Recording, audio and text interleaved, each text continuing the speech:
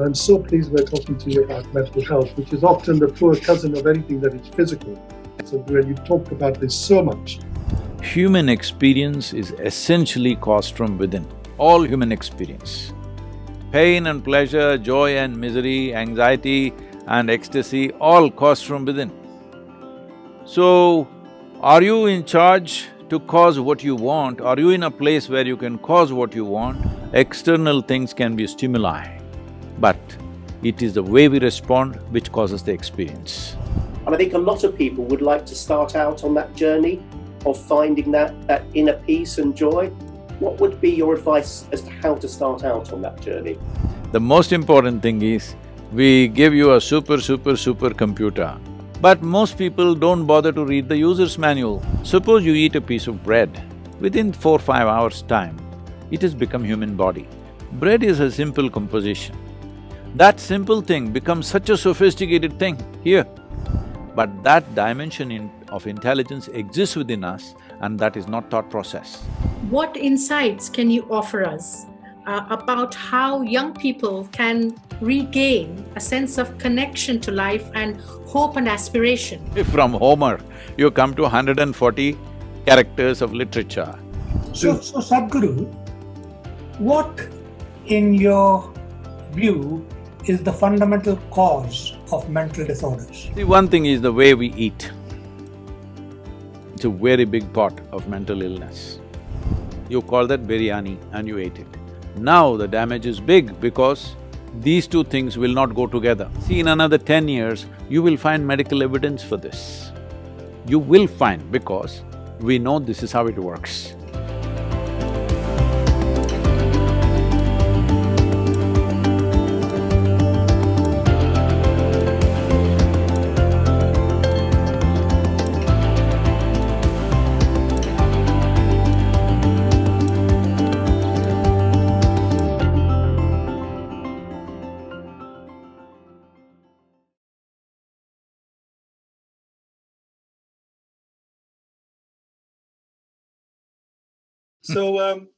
Well, it's lovely to see you again, Sadhguru.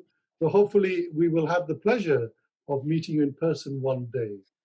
And a very warm welcome to all our guests and viewers at a time when many of us are experiencing physical and mental strain from COVID-19. So firstly, a self-introduction, if I may. I know we've met before, but I'll give a brief self-introduction. I'm Professor JS Bamrah. I'm Senior UK Psychiatrist, Chair of the British Association of Physicians of Indian origin. I'm a researcher, writer, and lecturer. I'm born in Tanzania. I did my medicine at Patiala Medical College in India, and now Manchester has been my home for nearly 40 years. Now, Sadhguru, I'm going to make the analogy today of a ship. So I'm the captain of the ship. It's called the HMS Sadhguru. On board, we have Sadhguru. Don't crash it, huh? No, this is not the time. This is HMS Sadhguru is plain sailing. That's why we're all on board with you. So on board, of course, we have yourself, Sadhguru. We have the crew, Isha Foundation. And in our deluxe cabins, we have Dr. Adrian James, President of the Royal College of Psychiatrists. Professor Swaran Preet Singh, he's an academic psychiatrist. And Dr. Ananta Dave, who's child and adolescent psychiatrist. Namaskaram. I will give you a proper introduction to them afterwards. But Sadhguru, as I was saying, you'll be pleased to know that no turbulence or storms are expected. It's going to be plain sailing, and the weather is going to be absolutely fine. So let me put a context to our discourse today, and I'm so pleased we're talking to you about mental health, which is often the poor cousin of anything that is physical. Many of us will be aware from the conversations you have had about COVID-19 and its impact on physical health, the brain and the mind. And everyone will appreciate that the most powerful organ in our body is not the heart, the liver, or the brain. In fact, in today's virtual world, it is our thought. Because our thought can make us sink, it can make us fly. It can make any organ in the body malfunction. Why does one patient with cancer do better than another patient with the same cancer?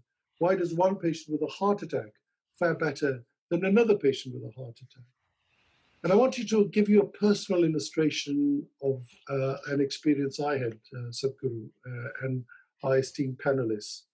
So when I was an intern at Patiala Medical College, I remember a 21-year-old woman presenting to the surgical department with breathlessness. After investigating her, the surgeons found nothing wrong with her. She was referred to the Department of Medicine, where she saw a very renowned physician, Professor Jolly, with whom I was interning at the time. And he decided that the cause of breathlessness was psychiatric. While I was a young intern, I was a bit offended. I said, well, what, this poor girl has presented with severe distress, she's breathless, and you're going to label her as mad? Because even I was ignorant as an intern.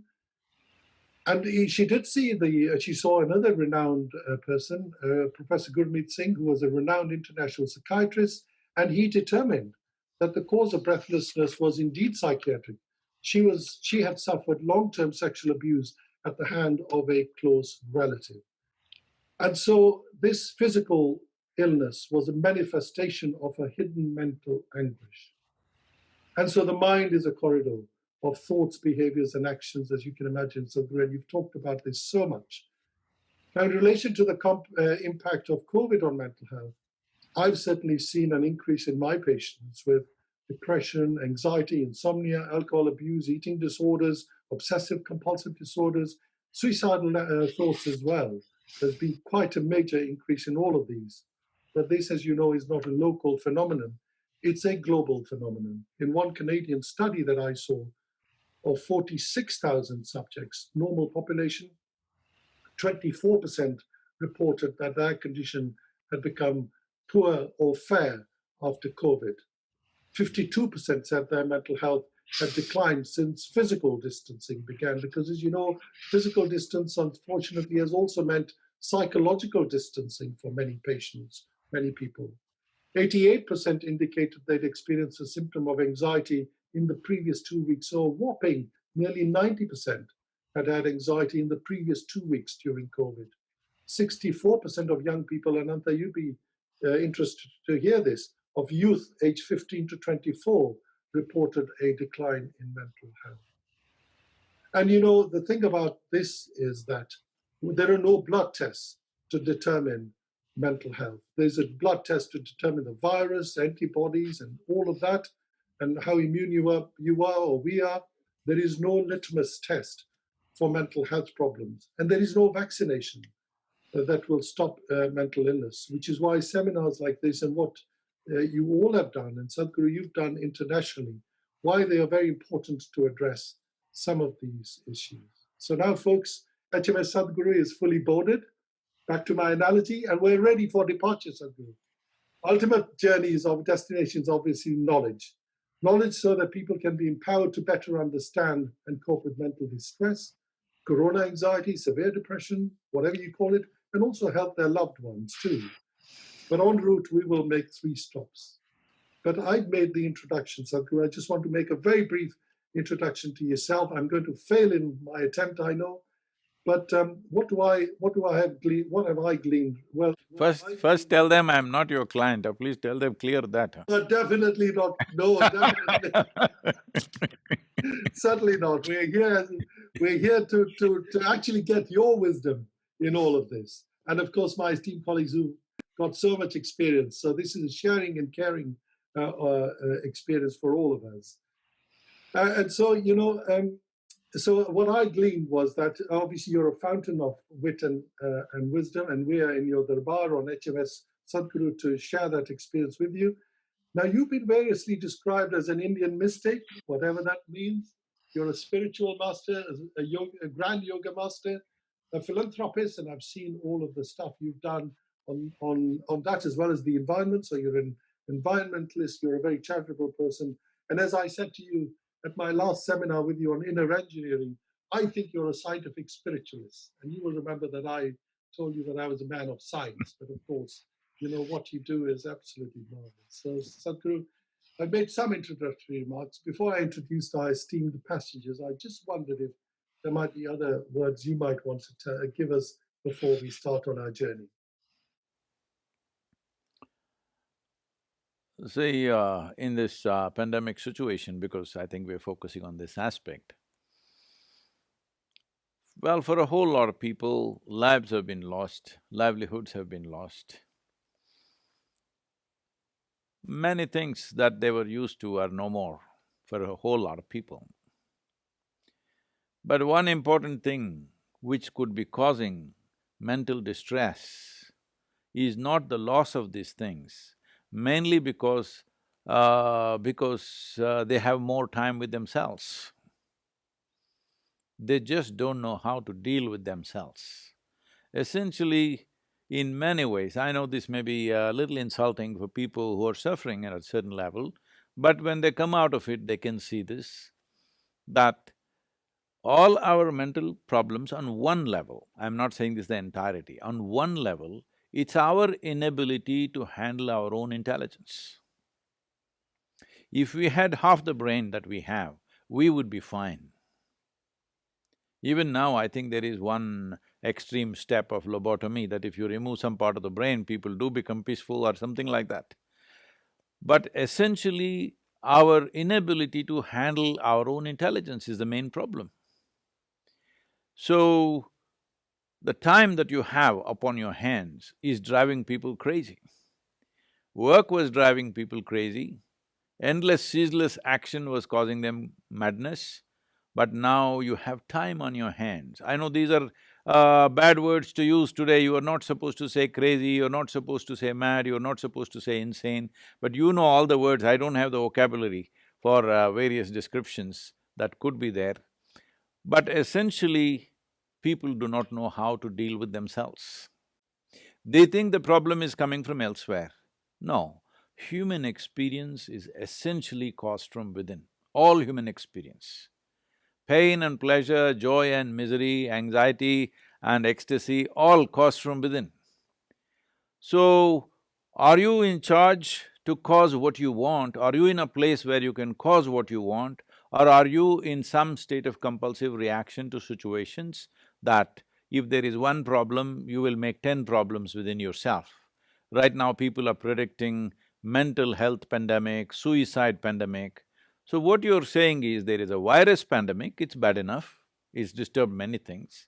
Now you will multiply it within yourself and make it into 10 different problems, and then you think you have some kind of a qualification. No. You need to understand you're just multiplying one problem into many things within yourself, because human experience is your business. What happens in the world is not entirely ours. What the world throws at us is not entirely determined by us, so many things happen, all right? But what happens within us is entirely our business. As cultures, as individual people, as cultures, as societies, we have not taken charge of this. The way we eat, the way we sit, the way we breathe, we have not handled this mechanism in such a way, the human mechanism, which is the most sophisticated and complex mechanism on this planet, which is a consequence of 1,000,000 years of evolution. Now we don't know how to handle it. So it's just like if you sit on a bicycle and you don't know how to ride, of course you crash and you think there's something wrong with the bicycle. If you don't know how to drive the best car in the world, you still can kill yourself. So does not mean there's something wrong with the automobile. Similarly, there is nothing wrong with this, it's just that this is a kind of a chemical soup. Now, are you a great cook or a lousy cook? That's a question. I'm a bad cook. No, that's not good for your profession. You should not be saying, I'm talking about this soup. I know, that soup, absolutely, the chemical soup. Well, I can see the analogy, and I can see why self-control is so important. So, this is not something that today, because there is pandemic, you can take charge of yourself. This has to become the culture from an early age. Right now, you're seeing this everywhere. Just anywhere you see, even in advertisements, the commercials that come for a few seconds, definitely in the movies, and I'm sure it is so in the television shows. How do you deal with something that you don't like? Well, if you find somebody who is weaker than you, punch their face into pulp. If you don't find anybody, punch a glass pane. If you're a little more stupid, try a wall. If you're very stupid, try a rock. break something, throw something, do something, scream, yell, obscenities. This is the way you deal with something that you don't like. You're setting a culture that I will go mad is like a kind of a qualification. What we need to understand is the line between sanity and insanity is so thin, so thin. If you push it too often, one day you will cross, you will be successful to be on the other side. Any number of people, they're going to the other side and coming back. So, people will come, as a expression, people are saying, I was with this person and he said this, I was really mad for some time and then I came back, all right? So they're saying they crossed the line and they came back. Well, if you cross the line too often, one day you won't be able to come back, then they will have to come to you or get admitted to the institutions, all these things. But a whole lot of people in every society are doing this every day. They think it's their right to cross the line and come back. If you cross the line too often, one day it may not let you back. That is very much a possibility, because life within you understands, the intelligence within you understands you want to be on the other side. This may sound like a very unfair judgment for those who are suffering mental ailments. Well, there are pathological situations, there are genetic situations, I know this, but there is a way to go beyond all that. This is why a human being is capable of being conscious. That's why we call you a being. We do not refer to any other creature on this planet as a being, because only this creature is supposed to know how to be. If you know how to be, would you be sane or insane? That's a big question. It's a very obvious answer. If you know how to be, you would be in the highest level of pleasantness, not in highest level of unpleasantness. So, this has not been taken charge of. We are treating it like some external things are causing our experience. No, external things can be stimuli, but it is the way we respond which causes the experience. It's really profound. Thank you very much. Thank you. So I'm going to introduce, so we've arrived now at Port James. And at Port James, we have Dr. Adrian James. And I'm going to give you an introduction to Adrian. Adrian is our president. He's the president for all three of us. He's the president of the Royal College of Psychiatrists. Adrian is profound in terms of his influence in psychiatry in the UK and beyond. He's founding chair of the School of Psychiatry at Peninsula Deanery. He was previously the chair of Westminster Parliamentary Liaison Committee for the Royal College of Psychiatrists, something that he did for 5 years, where he was in charge of parliamentary liaison, lobbying ministers and attending party conferences. I'm sure you had lots of fun too, but he says it was initially horrifying. The only pleasure he got was the chance meeting that he could have with his wife, Sarah Wollaston, who's also a friend of mine, who was an MP at the time. And she's a GP too. So Adrian was clinical director for mental health, dementia and neurology. He worked for NHS England Southwest, and he has chaired a number of review groups such as on care systems, cannabis, prevent and learning from deaths.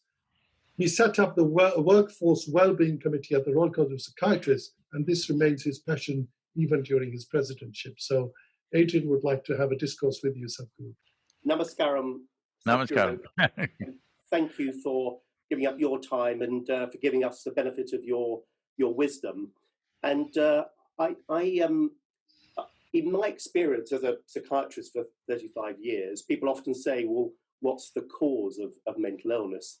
And I guess, I think there are three causes. There are people who have terrible life experiences. We sometimes refer to them as the social determinants of mental illness. And they've been put in a situation through no fault of their own and developed an illness. As you said, Sadhguru, there are some people where it's genetically programmed into them that they will develop a mental illness. But there are issues around well-being. And as you said, that COVID has had a dramatic effect on the whole world, and it had caused terrible suffering.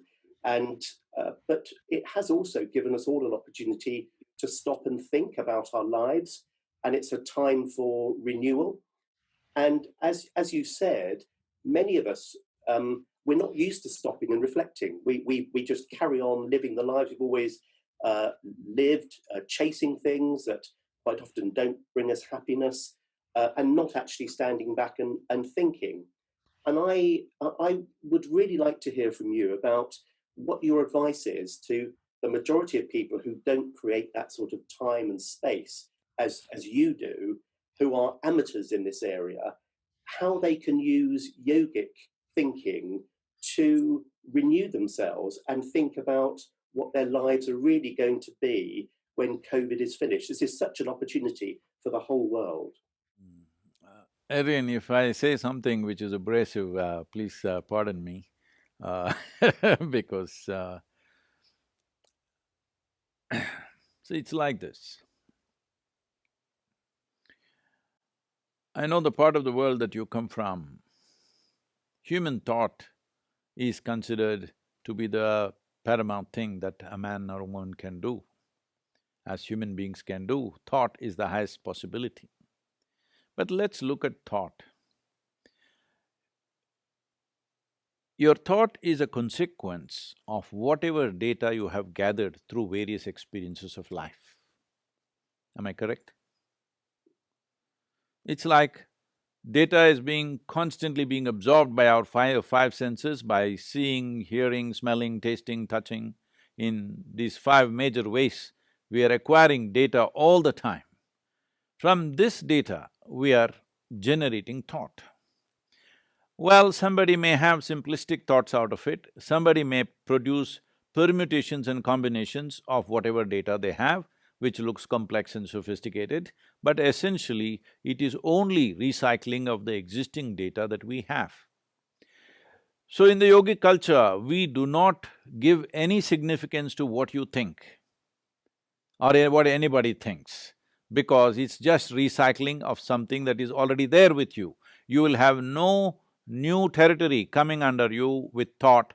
It is just newer and newer possibilities of mixtures, newer and newer cocktails you can make out of it, but it is the same thing. So, thought is not of any consequence in the yogic way of looking at life. So one thing that we want to do with…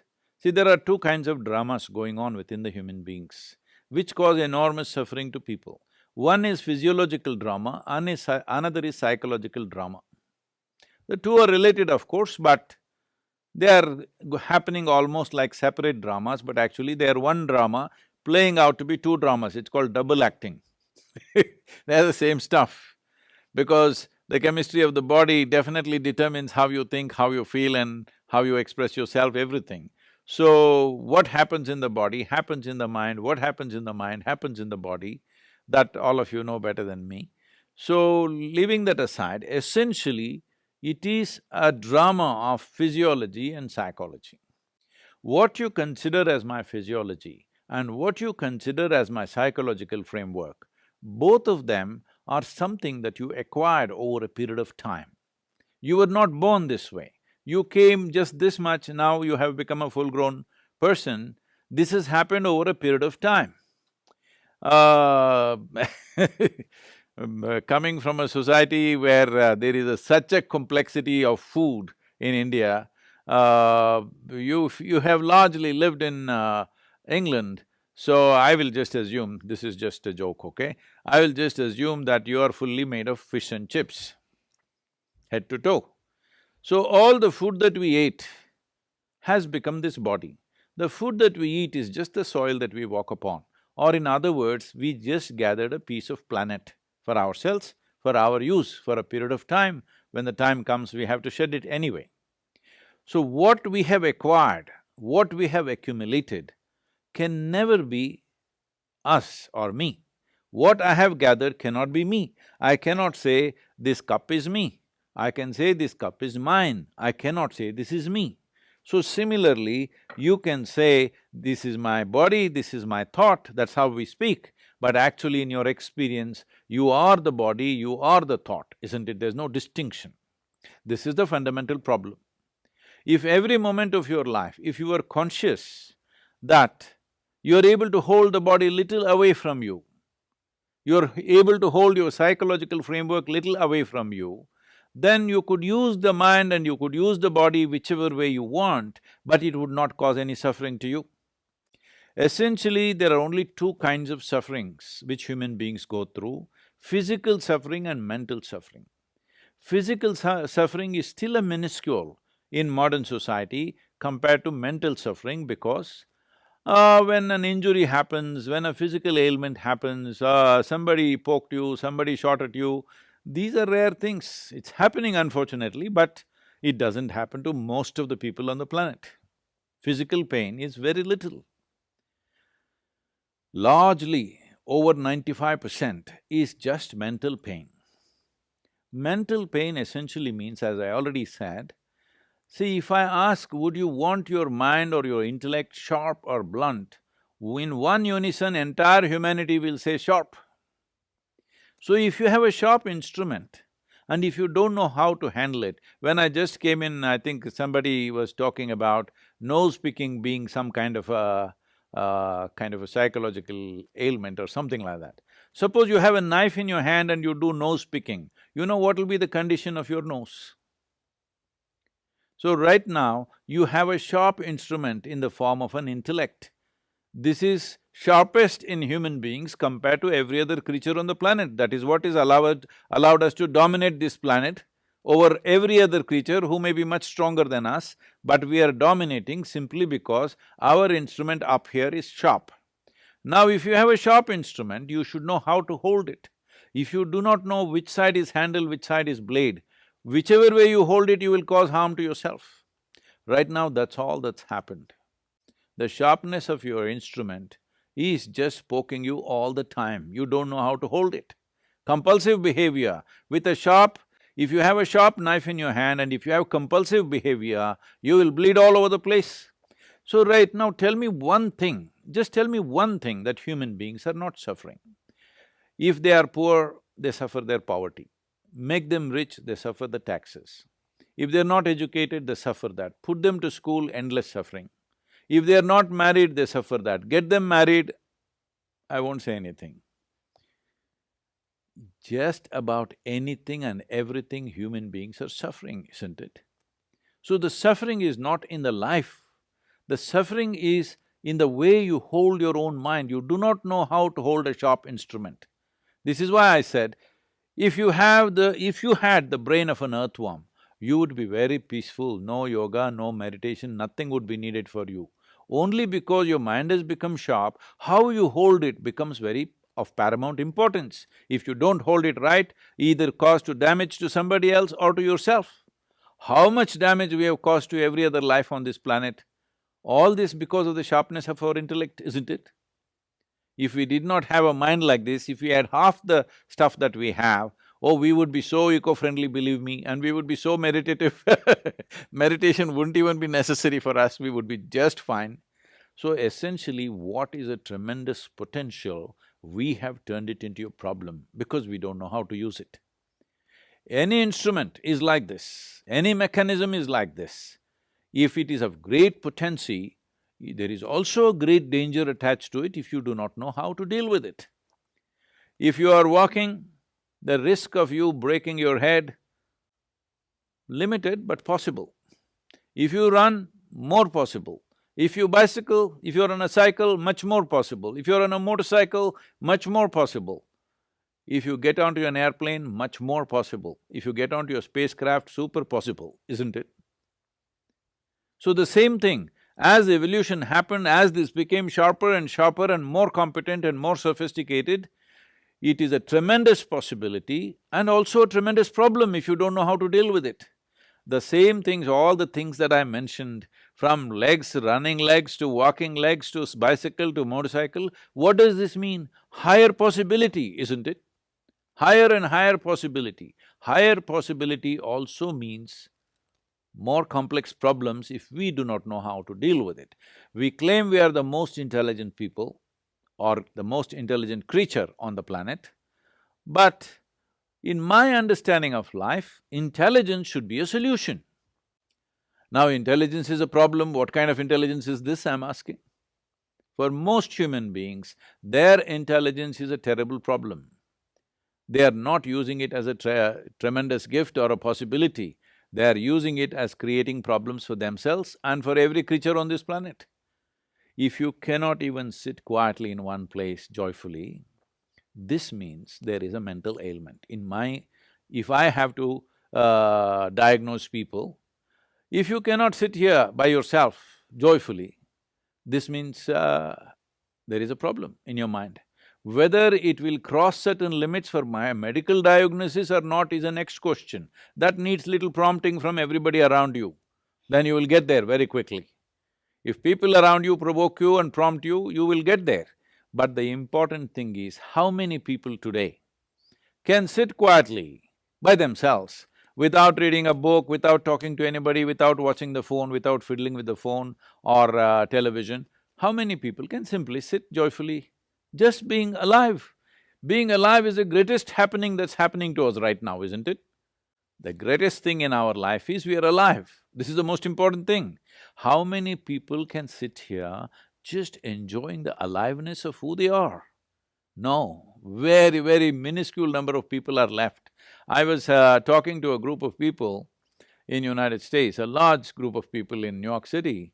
I asked them, how many people in New York City can sit one evening without even a glass of wine peacefully? I did not even raise it to joy, peacefully. They think about it like this, like that and say, maybe about 3 to 4%. So 96% cannot sit in one place. I am using glass of wine as minimum dose. Others have graduated into many other things, that's a different matter. With little bit of outside support, most people right now, to be healthful you need chemicals, to be joyful you need chemicals, to be peaceful you need chemicals, for everything you need chemicals. Though you have the most complex chemical factory right here, you need things from outside. This means we have not even explored the full depth and dimension of what is the possibility of being human. With minimal things we are trying to go and do things in the world because everybody is trying to be ahead of somebody else. Like an apple tree want to produce coconuts, what will happen? That's all that's happening to human beings and for which they are suffering endlessly all the time. You give them anything. See, most people who are suffering their jobs. For example, certain surveys in United States says 70% of the US population hate their jobs, not dislike, hate their jobs, 70%. That's why, thank God, it's Friday. And the next 2 days, they are overdosed. Now, you don't have a job, at least you must be walking joyfully, isn't it? Whole lot of you don't have a job, you should be very joyful, isn't it? No, no, no. Now they will suffer that there is no job. If there is a job, they will suffer that. If there is no job, they will suffer that. Tell me one thing, everything they suffer, this is not because of the quality of life. As quality of life goes, we as a generation of people have the best deal ever in the history of humanity, isn't it so? Huh? In terms of comforts and conveniences, did any generation in the last 10,000 or a million years had what we have right now? Oh, but Wi-Fi is not fast enough, so we will suffer. I'm saying there's no end to this. This is simply because we are not been taught, our education systems have taught us about how to manage this, how to manage that, how to go to moon, everything, have taught us nothing about how to manage this one. This is why I said mental health is not going to just happen like that. Mental health must become a culture in a society. You have to breed them like that. Today there are a lot of studies showing how a pregnant woman, one who is becoming a mother, how she eats, what kind of people she is with, what she is exposed to has a huge impact on the next generation of people. Today they're saying that. We have always been conscious about this. In India, there's a whole process from the moment of conception to delivery and later on, whatever happens, as long as the mother is still feeding the child, all this duration, what she should do, what she should not do, it's a military regimentation. What she should consume, what she should not consume, what kind of people she should meet, what she should not meet, where should go, where she should go, where she should not go. Now, they're everywhere. Fully pregnant women are in the trains, they're in the buses, they're in the bars, they're drinking, they're smoking. won't this have an impact? They said, no, no, nothing happens. We studied the blood parameters, nothing happened. Now after 50 years of that culture, now you are saying that it is actually having an impact for many generations of people. So I am saying mental health or even physical health is not a one-day affair. We have to invest in culture of health, otherwise it will not happen. Individual people may manage, but if you want a whole crop of or a generation of healthy people, we need to create a culture of health, otherwise it's not going to just come like that.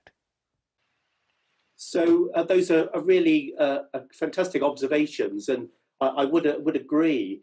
And but if the mind is the most complex instrument, when you get a new instrument, you often get sort of the long guide, the instructions, but you often get a quick start guide as well. And I think a lot of people would like to start out on that journey of finding that inner peace and joy. What would be your advice as to how to start out on that journey? Well, you came to the point. The most important thing is, we give you a super computer, because every supercomputer you produce is just a drop out of this, all right? But most people don't bother to read the user's manual. They think they can just blunder through it somehow. And that is what you're seeing as all kinds of ailments, all kinds of struggles and sufferings that are happening in the world. So where is the user's manual? I'm trying to simplify the question. Simply the thing is, here the machine and the user's manual are written within itself. Everything is self-made because this machine created itself from inside. Was not formed from outside. From outside we just gave material. Just look at this. Suppose you eat a piece of bread, within 4-5 hours' time, it has become human body. Bread is a simple composition. That simple thing becomes such a sophisticated thing here. Human cell and what is in the bread are two different dimensions of existence, isn't it? But that simple aspect of the bread, you are making it into a human cell in just 4 to 5 hours. This is a super miracle, isn't it? Making bread into a human being is not a simple thing, but that dimension of intelligence exists within us, and that is not thought process. Thought is just a superficial veneer that we carry. Right now, the entire modern societies are completely invested in that veneer. When I say they're invested in this veneer, I've been, looking for some things, and I was talking to a prominent automobile maker who also now owns your JLR, you know. I was talking to him, he's a very big auto enthusiast, and both of us discussing automobiles and this, and then I said, these advertisements that you're putting out, I'm looking when a new model comes, I will never buy those cars, but I have an interest, I want to know what's the engine, what's the transmission, what is this, what is that. But wherever you look in any advertisement, it talks about the stereo system, the leather, the stitch and the glove compartment. Nowhere is there a mention of engine. They don't care, people don't care whether there's an engine or not in the automobile anymore. They want to know what is the paint work. You just start any YouTube video about any automobile, the guy is talking about the paint work, the mirror, the reflector, this one, that one, stereo system. This is what he's talking about. Unfortunately, that's what we have become. Our thought is just a surface, it's a paint work. We can look good if we have certain sophistication of thought. It doesn't take us anywhere. Thank you, Sadhguru. I'm going to pass back to JS and say thank you for your wisdom and your thinking. Thank you, Adrian. Yeah, we're still on course, which is wonderful, Sadhguru, and I'm still thinking about this thought thing. It's in my thought process. Don't worry. So our next destination is Port Ananta, and we've just arrived there. And I'm going to give you a little introduction to my eminent colleague. So Dr. Ananta Dave is medical director at NHS Trust. She's a child and adolescent psychiatrist, and she's a fellow of the Royal College of Psychiatrists. She was awarded a Churchill Fellowship in 2019 when she traveled to the US to learn more about doctors' suicides. And that interest has taken her to become the trustee of a very good charity called Doctors in Distress, which tries to improve the mental health and well-being in doctors, because as you can imagine, doctors are not immune from this at all. She has a number of accolades. She's an avid undergraduate and postgraduate teacher, and she holds a master's degree in medical ethics and law.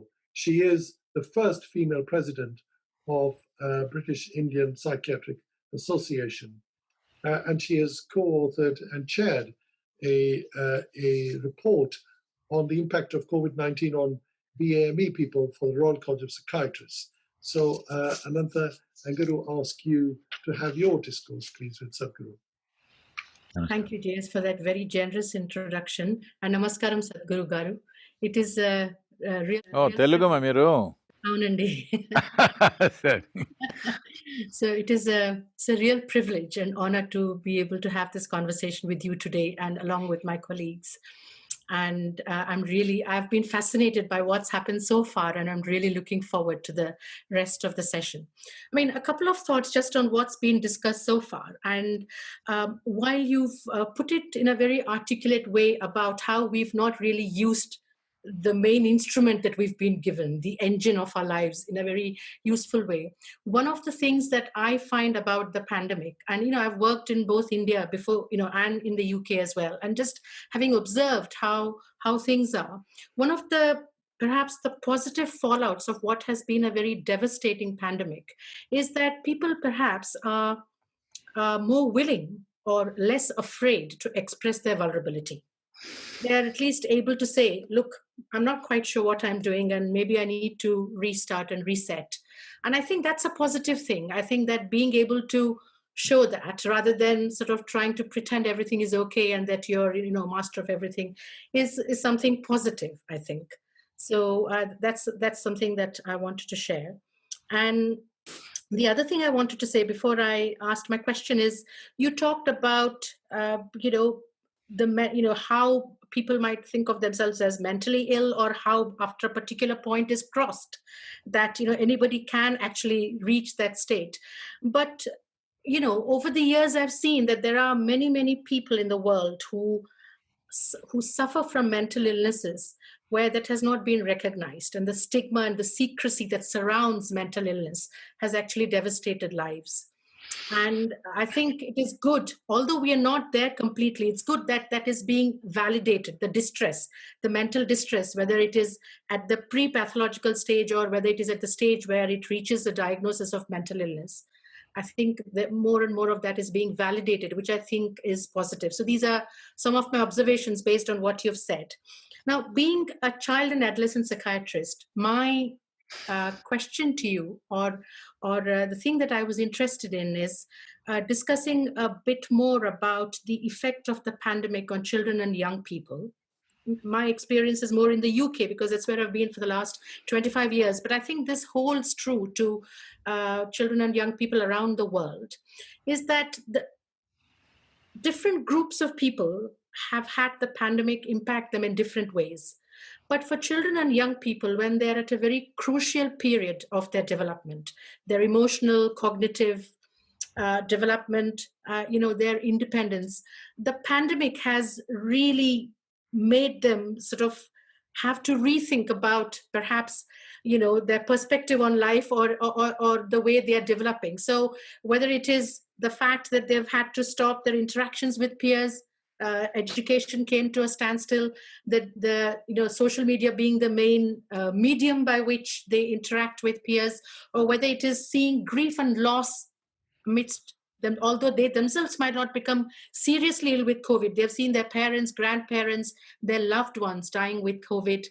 In the UK, we know that in terms of unemployment, it is the 16 to 24-year age group which has been the most heavily affected. We know that in the UK, compared to in all the countries in Europe, for example, the level of stress and anxiety felt by young people is very high. So clearly there has been a particular impact on children and young people. And what I wanted to ask you was, what insights can you offer us about how young people can regain a sense of connection to life and hope and aspiration amidst all the suffering and the stalling of things that they have taken for granted and are normal? Thank you. Now, when you say a child or a youth, what it is supposed to mean fundamentally is they're still unformed in some way.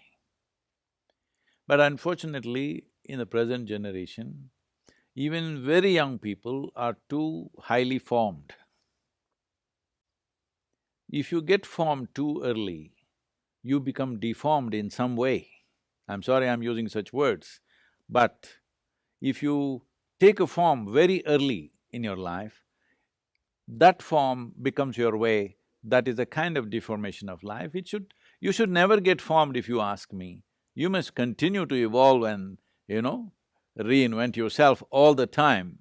But these days, because of the level of communication and exposure that they have very early on, the kind of exposure that we would get when we were 25, today a 10-year-old boy or girl is getting that level of exposure, all right, to almost everything. So because of that, very early on they're forming themselves into personalities, strong personalities, which will definitely bring various kinds of problems, pandemic or no pandemic. Pandemic is exposing that. About, your work involves about doctor suicide and things, I was just amazed. About 2 years ago or 3 years ago, I was at the Yale Medical University, and they were telling me the numbers. I don't remember the numbers. In that calendar year, how many medical students commit suicide in United States? It is shocking. People who are investing their lives to make the world healthy in some way, if they are distressed and that they have to kill themselves in school, I'm saying, in an educational institution, well, you can imagine what we're doing to ourselves. And of course, we've been working with various aspects in India. The number of children committing suicide between the age of 12 and 18, in the year 2018, it was around 18,600 children killed themselves. Out of this, 7,300 or 400 of them were below 15 years of age. A 12, 13-year-old child, where is the question of killing myself, You should be exuberant and bursting with life. But that is going away. This is something, if we don't watch this now, if we don't really take care of this now as a generation, as a individual societies, or the price that we will pay will be extremely big. And as your statistics in UK also showing between 16 to 24, the level of propensity to cause damage to themselves, to physically harm themselves is increasing. Physical harm is a suicide in installments, all right? You want to kill yourself, instead you don't have the determination to go all the way, so you're causing harm to yourself, creating pain, creating damage to the body. You're trying to do it in installments. Well, all this is happening. I feel it's not pandemic. I strongly see that it is not the pandemic which is causing this mental distress. Pandemic is exposing people. Change in situations is exposing.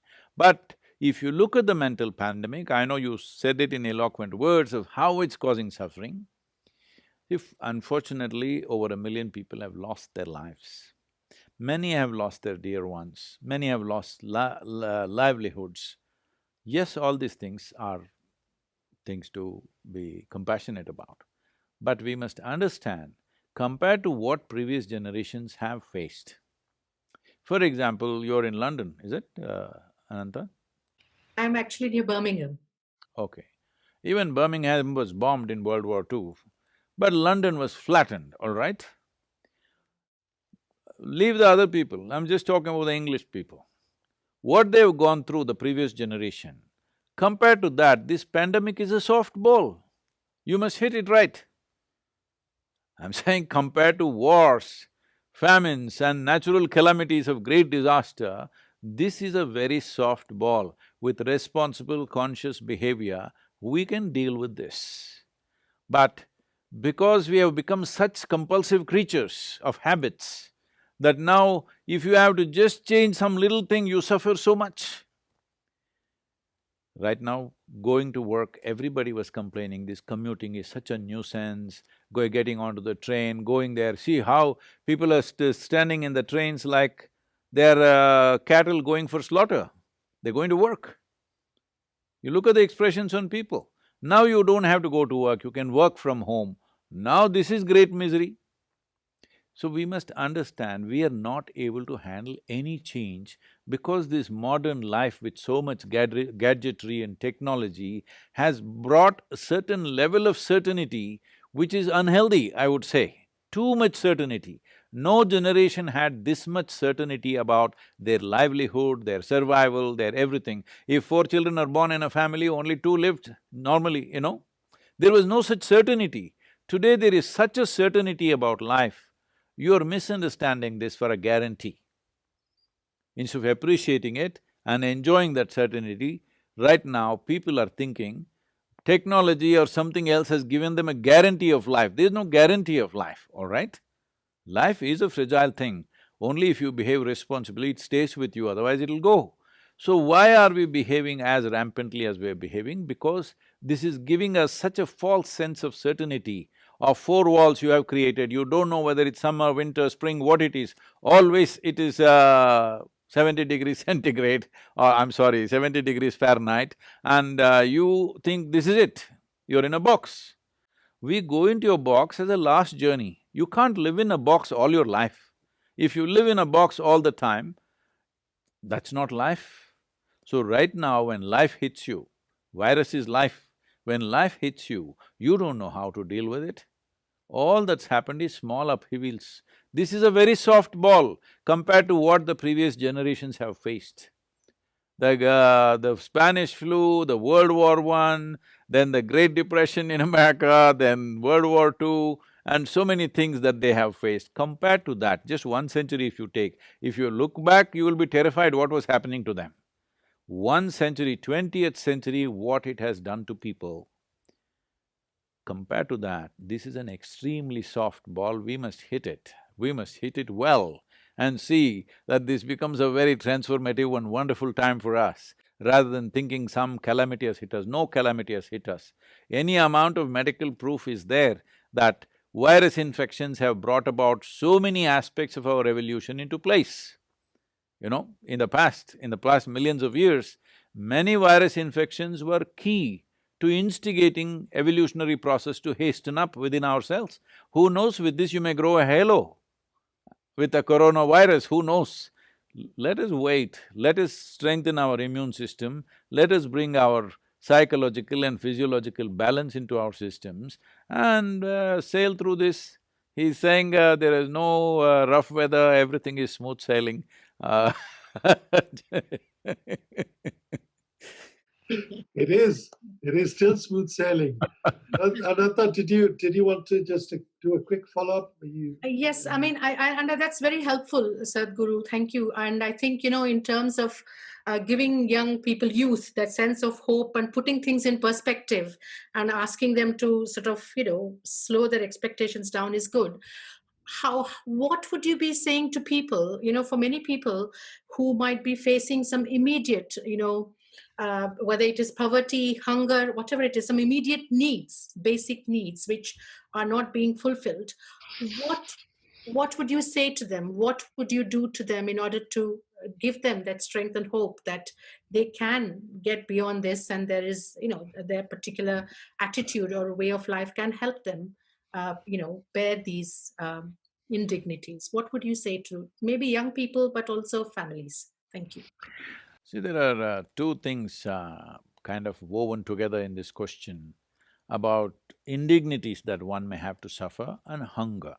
These are two different things. Hunger is a physiological, fundamental thing, all right? So if societies or groups of people or individual people are going into hunger state, starvation states, that's a different matter. That has to be dealt on a war footing. But we must also understand, never before in the history of humanity was food and survival as organized as it is today. Never before. Still there are places in the world where people are genuinely hungry. Genuinely hungry means they're starving, malnourishment is happening. to some 20–25% of the people still going through that. But those people generally live on the land or in the forest. So their lives have not changed in any way because of the pandemic, okay? It is happening the way it's happening, their food, their nourishment as it was, it is at the same level. Probably a whole lot of things have gone little better in many places where I have noticed. This is a very negative thing to say right now because everybody like to be told, oh, we are all suffering, we are all suffering. But in developed societies, let's say in UK or United States or whatever, these are not countries where you need to go hungry. If you're going hungry because you have specific choices as to how your stomach should get full, all right? You are going… See, right now, people are begging on the street. At least they're honest these days in America, at least they're honest. They say, give me $2, I need a beer. It's honest. Whether you want to give him or not is another matter. So there is hunger and there is a lifestyle. These are two different things. Lifestyles are disrupted. Life is not disrupted, let's understand this. Life is not about lifestyles, life is about life. As life, unfortunately, certain number of people have died. People have lost their dear ones. Above all, they've not been able to tend to them in their last moments, which is the most painful thing. But lifestyle getting disturbed is not a bad thing. Not a bad thing. Ecologically, it is definitely not a bad thing. Even economically, it's not a bad thing. It is good that once in a while lifestyles get disrupted because that disruption will bring various new possibilities and new thinking and new avenues as to how we should conduct our life. So lifestyles are being disrupted, and if you interpret that as an indignity of life, well, I'm telling you, you're talking about young people, because they can't go to school, because they can't meet their friends, there is some problem. If I was 15 or 14 and there was no school, I would be fantastic. I don't know what's wrong with today's children. No schools, they're crying. If they declared no school for 6 months, I wish there was a pandemic when I was young. 6 months no school means that would be paradise for us. But that also they're suffering. So this is because too many structures in our mind, too early, they're being formed into concrete balls too early on with excessive exposure, excessive information, excessive expression before… See, there is something called as perception and then expression. In yoga, we always say the time that you spend to perceive should be higher than the time that you spend for expression. Perception is more important than expression. But today, with the technology available, it's all expression, no perception. So you will grow up as bloody fools, I'm saying, without any profoundness to your life. Just sending emojis, you think you're writing literature? From Shakespeare, from John Keats, where have you come? Emoji language, is it? I'm asking you, English language has become all sign language. So, this has to stop. If virus is going to stop this, it's great because to create languages, it has taken 1,000 years. Language doesn't happen like that. And language, according to today's neurological thing, we've always known this, that language is one of the significant parts of human brain development, all right? How many languages you can speak shows in many ways how complex your activity has become, cerebral activity has become. So, today we are taking it back with technology. Right now, if pandemic is going to reverse that, I'm very glad that it's happening. I'm very, very glad. Maybe they're reading little more than before rather than texting or doing something else. So, 140 words or 140 characters has become the character of the literature of today. Okay, from Homer, you come to 140 characters of literature. This is something we need to look at. If virus is disrupting that, I'm very glad it's disrupting that. Only lifestyles are disrupted. Life we must protect. We must ensure, this is a fundamental responsibility, young or old. You must make sure, as long as this virus lasts, however long it lasts, you must stay alive. This is your fundamental responsibility. And you must ensure everybody around you stays alive. If this much responsibility everybody takes, Life is fine, we may live with little less. This is what, when I said this, everybody got angry with me. I said, what is the big ruckus about the economy? What may happen to us? At the most, we may live like how we lived 10 years ago, or maybe 25 years ago. 25 years ago, believe me, life was good. Hello? We didn't have so many things that you have today, but life was just good, very good. It was great for me 25 years ago. So if it becomes like that, I don't see what you're complaining about. You'll consume less, which is what everybody is trying to talk about it like a philosophy. You didn't get the philosophy, so the virus is doing it to you, you're consuming less. It's great. So lifestyles being disrupted, I have no sympathy for that. Life being disrupted, that needs to be handled compassionately. Thank you very much, Sadhguru. Very useful and fascinating insights. I'm sorry if I'm very abrasive To have this conversation. Thank you. Well, the bottom line is life has to be preserved. You are absolutely right. Absolutely. And the materialistic world, which you've very eloquently described, is something that we all need to look at. So next, we've just arrived at the next destination, which is Harbour Swaran Singh. So Professor Swaran Preet Singh. Namaskaram.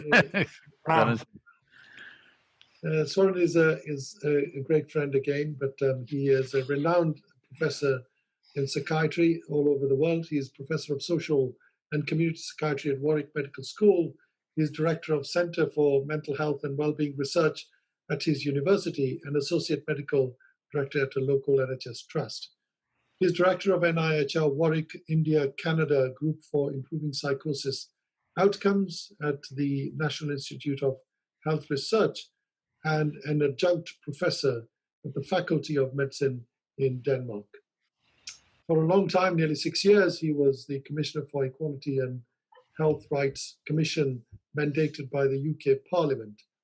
He's published extensively, Sadhguru, on culture, on ethnicity, mental health, onset and outcomes of early psychosis. In fact, he's been a pioneer in early intervention in children and young adults who become psychotic, and he's an expert on mental health law and medical education. So he's, I can tell you this because he told me this. Swaran is, of course, a serious academic, but he also believes in the virtues of spirituality, he tells me. So we're all in good company. Swaran. Don't throw a Patiala at me, huh? I'm not from Punjab, I'm from Kashmir. So Oh, okay. you're in safe hands. I'm the one from Patiala. Yeah, he's from Patiala. Sadhguru, I know you've spoken about science and spirituality, and we are in a very fortunate time when we can study the living brain. You know, we can see, neuroscience has shown us through imaging the profound impact that spiritual practice like meditation has on the brain structure and function. In hard sciences like physics, in quantum physics, we're understanding the observer phenomenon. You know, ultimately, some people argue that you can reduce the universe to consciousness. Consciousness is the ultimate essence of the universe, the yogic concept of Brahman being the tattva of Brahman. So sciences and spirituality are coming close together at one level, but at another level, people see them as polar, as separate. You're either a hardcore empirical scientist or you're a spiritualist. Where I see it, or where we see it at that conflict, is with people who suffer from serious mental illnesses. Now, I've heard you describe mental illness as a product of not being able to be the observer, detached from mental phenomena. That is true. But once somebody is seriously mentally ill, they need biomedical care, including medication. What we find all around the world is people with serious mental illnesses sometimes seeking only spiritual care and then ending up not treated for their serious mental disorders. And we know that in serious mental disorders like schizophrenia, the earlier you treat someone, the better are the chances of subsequent recovery. So, with your broad understanding of both science and spirituality, and I presume you see that they are just two different ways of looking at the same thing, what could leaders like you do to help people with serious mental illnesses seek the treatment that they so badly need, so that it doesn't become, it's either spirituality or biomedical care? The problem with people is whatever they touch, they get stuck to that. What I mean by that is, whatever they get involved with, they get identified with it.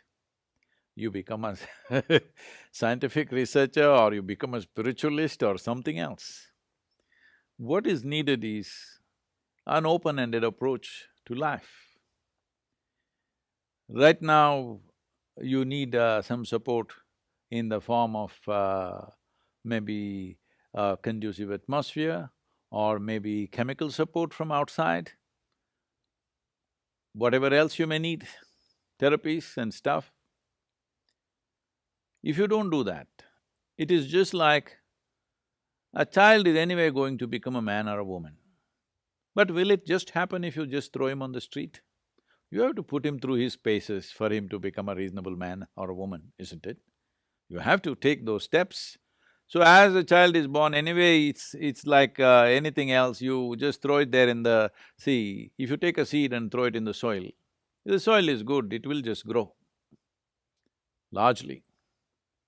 You don't have to tell a mango tree that, don't forget it, you're a mango tree, don't end up with apples. You have to produce only mangoes, no teaching needed, because they've all come as composite life.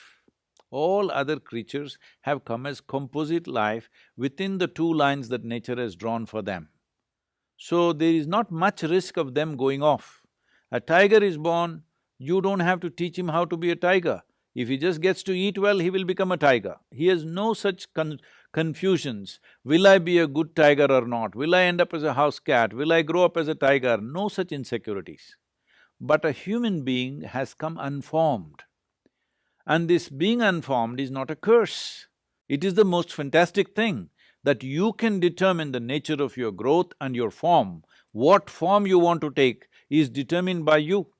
But most people are allowing this form to happen by society around you and influences around you to tinker you into some form.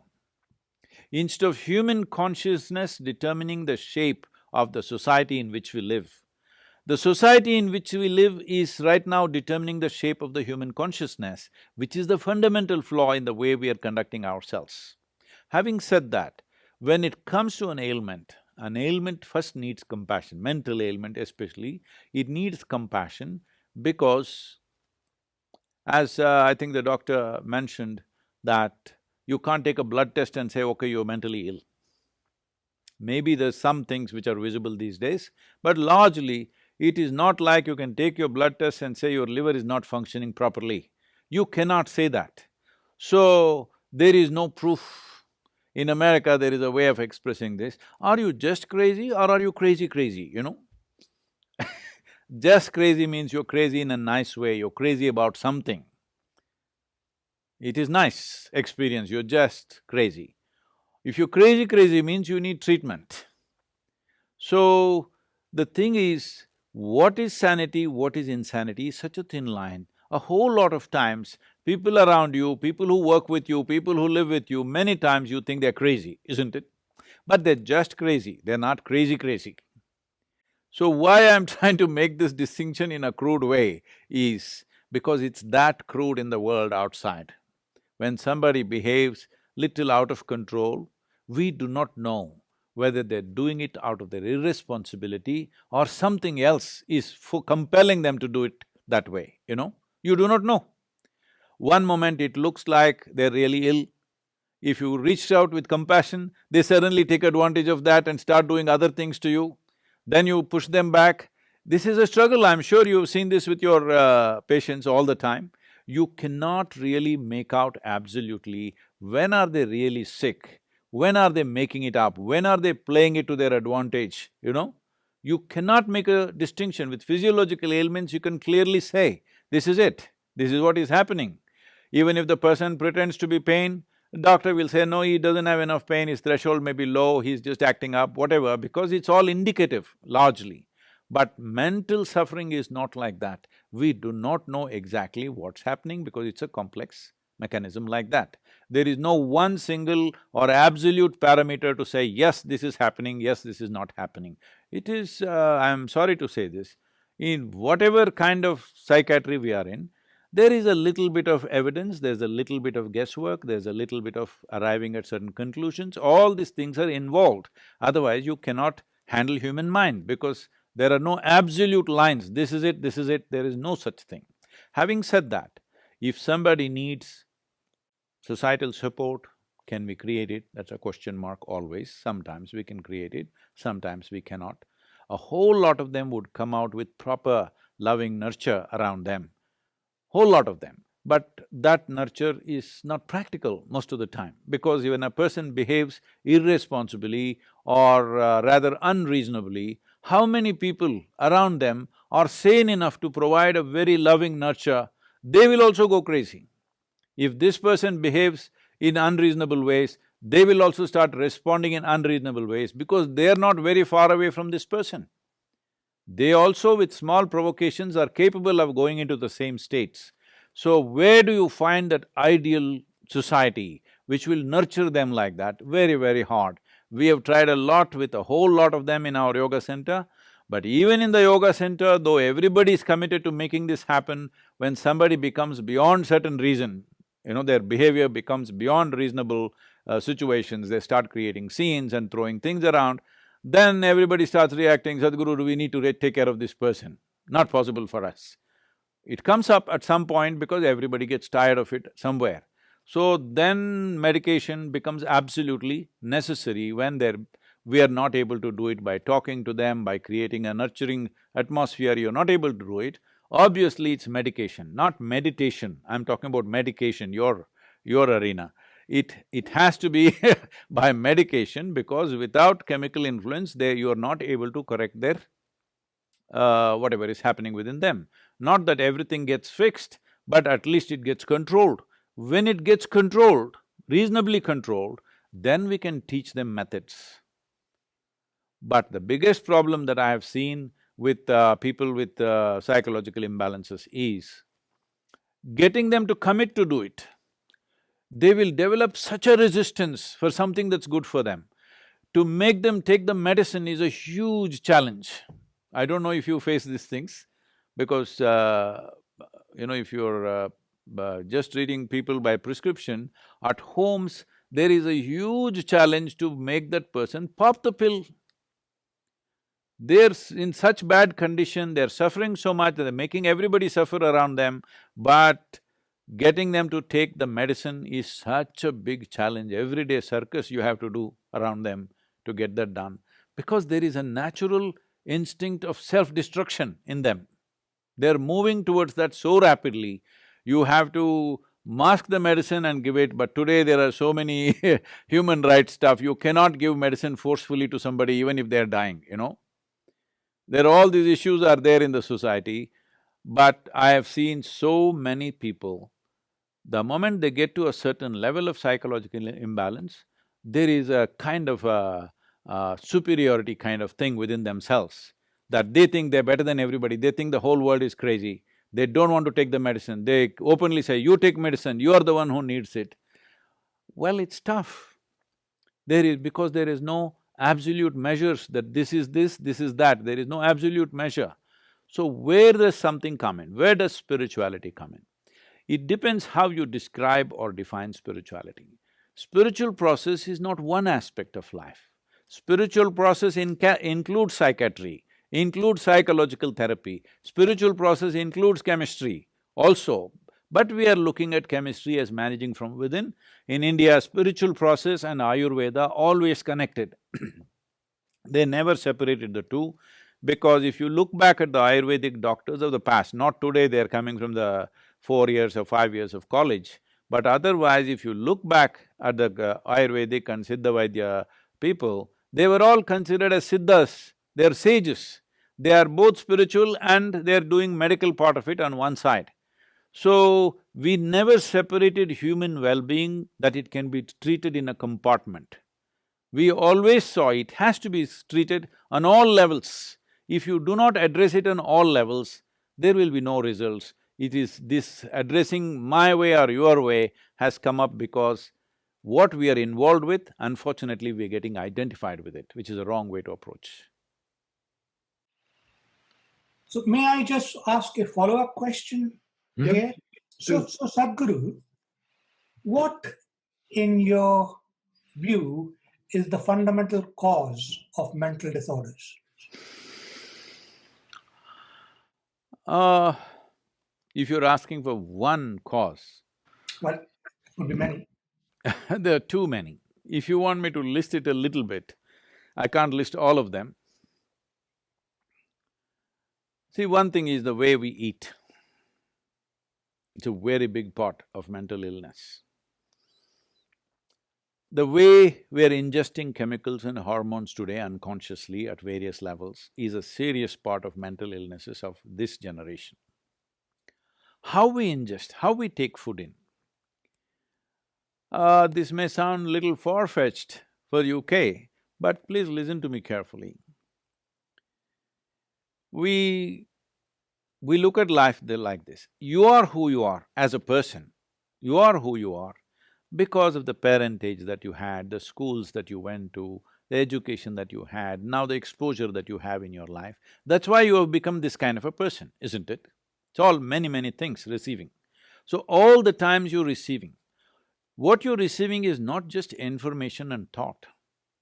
Life receives in so many levels. On the energetic level, it receives. So in India, we see that anywhere if you want to receive something, first thing is you cross your legs, all right? Right now I'm sitting that way, it may not be visible to you. But first thing is cross your legs because we don't want to receive from the lower part of our body. We want to receive… anything positive means we want to receive from the upper part of our body. So if you go to some place where we think it's energetically strong, first thing is we cross our legs and keep our hands open because we want to receive from the dimensions which represent… in the yogic physiology, it's like this. There are 112 chakras, 114, but actually 112 within the human system. Out of these 112, there are 7 categories of them, 16 in each one of them. These 7 are generally known in the world today as chakras. So the first 3 are survival processes. And the in-between one is representing a meeting of this. It is from here on, from anahata onwards, which is enlightening processes of life. That dimension of life may not open up for most human beings, but at the same time, though there is no specific practice or intention within them, just by education, just by focus, just by attitude, you might have become, every human being is evolving themselves at their own pace. The question is, they're consciously evolving at a rapid pace or are they going slowly? But nobody can say that I've been the same since I was 10 years of age. We are all evolving in some way, in our understanding, in our experience, in our perception, in our wisdom. Every one of us are evolving.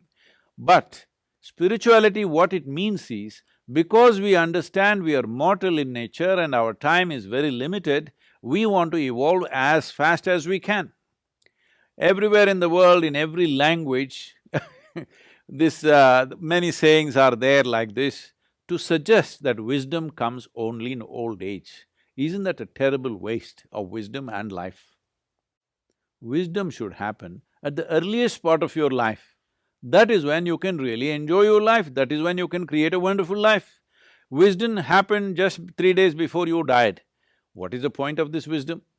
Maybe it's still useful, I'm not saying it is not useful, but it would be far more useful, it came when you were 20 years of age, you became wise. Oh, you would build a fantastic life, isn't it? So in that sense, It is important you receive certain things in certain ways. Food is considered very basic level of reception. How we receive food, what we receive is very important. Today, what are we receiving? Right now, as you see societies get more and more affluent, they start eating worse and worse food. What a rural person in India would not touch, very sophisticated cities are eating that kind of food. When I say that kind of food, almost anything that Western societies are using today are a minimum 30 to 60 days old. In yoga, their food is classified as sattva, rajas and tamas. Tamas means inertia. If you eat anything which has tamas, inertia will come in your system. Inertia does not mean you just become lazy.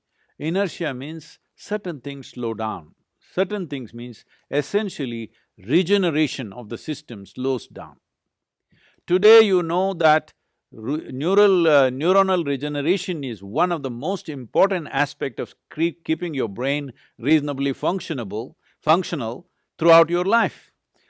The practices, the simple practices that we are teaching as a part of inner engineering program, now studies have been done by various universities in US. Now they've set up the Beth Israel Medical Center with the Harvard, in the Harvard Medical School, has set up a center called Sadhguru Center for Conscious Planet. The idea is consciousness, cognition and compassion. Because cognition is not the same from person to person. Why is it so?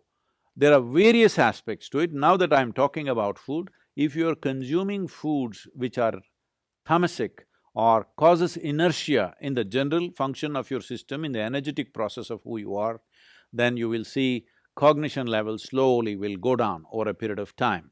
And to instigate that, because everybody understands this is why they're drinking cups and cups of Coca-Cola or coffee or alcohol or something else, because they know they need to balance that.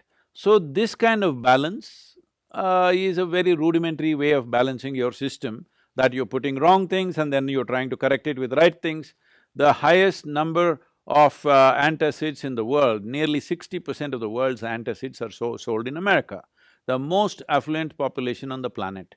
This means they have a whole choice of nourishment. They can eat the best food, but no, they will eat the worst food, because commercial forces will decide what you eat. You cannot eat consciously anymore what you want to eat. Just I'm saying, if everything becomes fresh food, in the yogic culture, if you cook something, the maximum time in which you can eat it is 1.5 hours, 90 minutes. Before that, you should have eaten the food. After that, we won't touch the food because it has started gathering tamas, inertia will begin to happen. If you want to experiment, you can experiment, eat something very fresh for 1 week, eat something which is processed and kept for 1 month, 2 months and then eat it, you will see the level of alertness in the system, you will notice it in your experience. But it is happening at the cellular level, it is happening in terms of, we call this ojas, there is no English word for that. If you create sufficient ojas, which is a non-physical dimension of energy, if every cell in your body is wrapped in this, believe me, your aging process is will not progress. Your cellular age will almost remain stagnant for a long period of time. Some of the tests they have done on me and they are saying that my cellular age is 25. Well, I still am like 25, I'm maintaining the same level of activity, I'm maintaining the same weight, same everything. This is not some miracle. Every human being is capable of this with some simple attention to fundamental things. Going further in terms of food, there is something called as viruddha ahara. That means, if you eat one thing and put another thing which works opposite to that, then in your system there is a war. You know, digestive process is largely between acids and alkalines and all this stuff.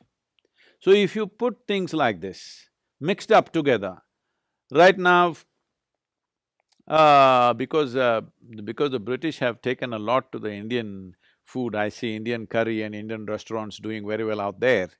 For example, you eat meat which is fatty.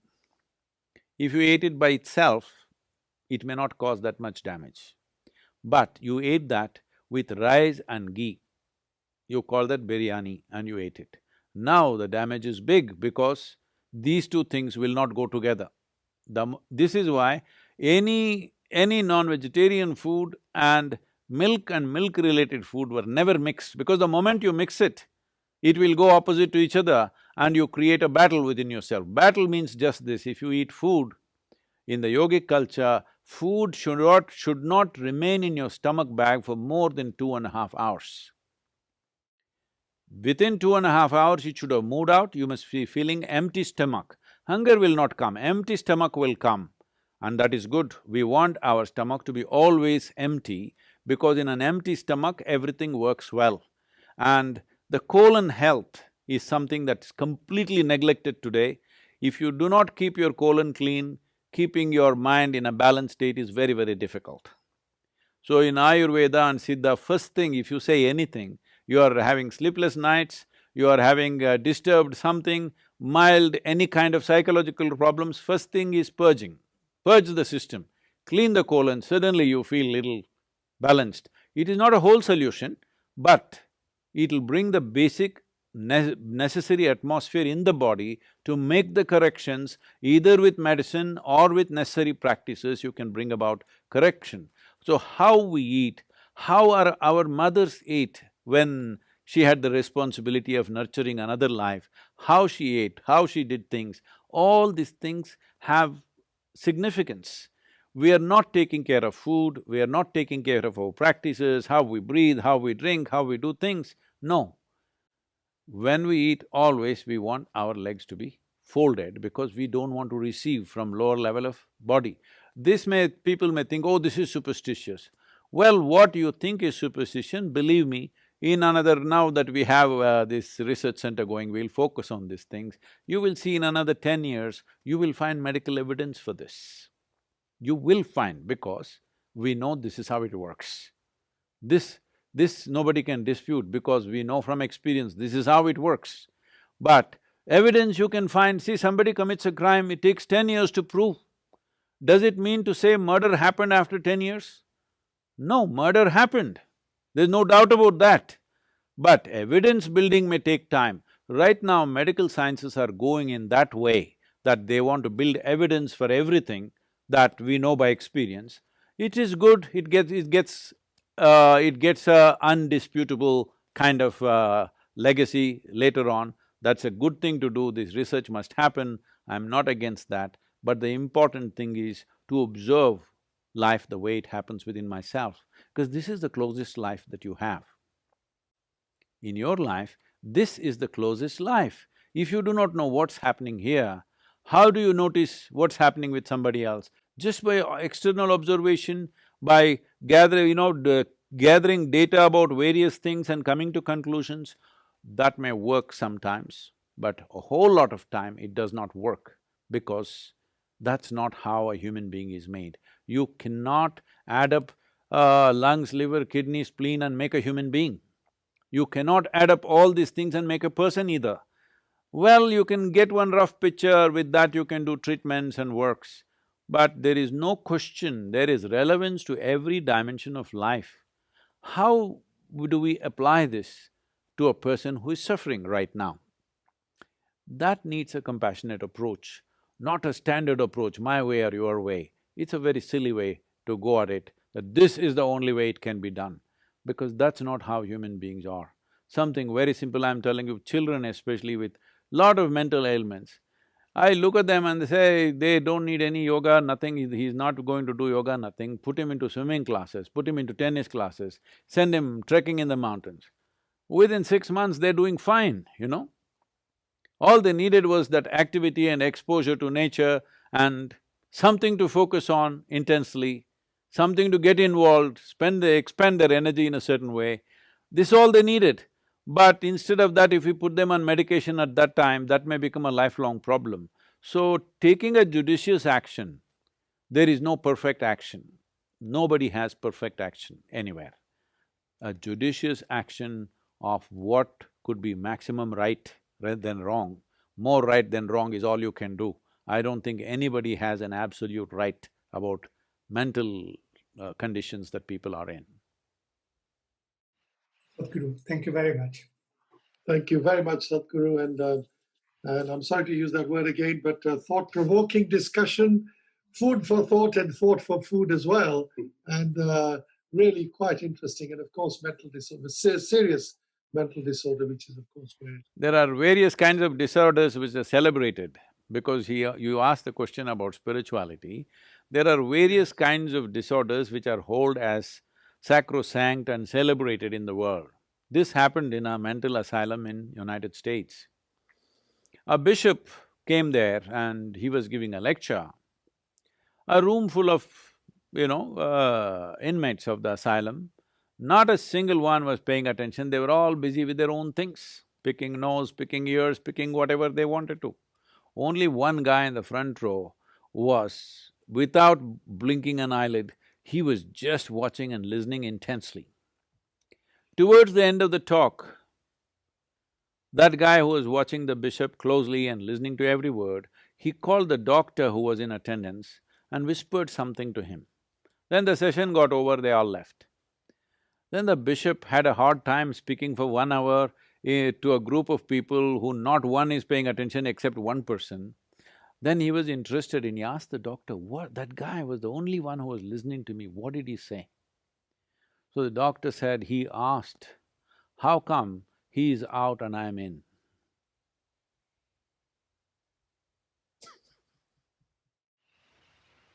Profound, yeah.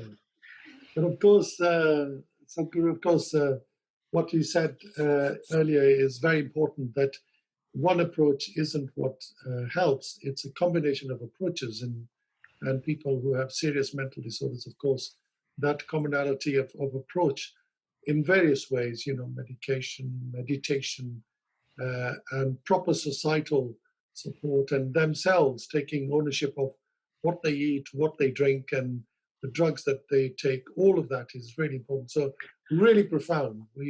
Above all, as a generation of doctors, all of you, I know it's not just in the hands of you 4 people or 100 people that are there, but as a generation of people, we should strive to create a culture of health, which includes physiological and psychological health. That is not going to happen overnight. We have to strive for that. The way we eat, the way we sit, the way we stand, the way we breathe, all these things need to be looked at. This is what the yogic system is about, that if you take care of all these things, definitely you will be healthy, both physiologically and psychologically. But that is not just… cannot be done just as individual level, it can be done easily, but cannot be done to the entire society or to the world just like that. It may take a couple of generations to bring that. That is why I see this pandemic as a possibility. At least with this little bit of outside threat, people may turn inward and look, what am I doing with myself? Indeed, that's such a profound thing to say, so thank you very much. And obviously, as captain of your ship, I took the privilege of inviting my wife Jaswinder again, because I thought that it's very important that she comes and she's able to say… Captains who is so distracted can crash the ship. I'm glad you did not. Namaskaram, namaskaram to you, both of you. In the safe hands of all of you, Sadhguru, and I'm very grateful to you for taking time out. Of course, on a Sunday, I'm very grateful also to my colleagues Adrian, Ananta and Swaran who've engaged in this discussion. I hope we can discuss this again. I think there's lots of scope to take this further. And I know there is a rampant pandemic situation in UK. All of you stay safe and healthy, and a lot of people's lives depend on you, so please stay well yourselves. Thank you very much. Chala santosham. Thank you very much. Thank you.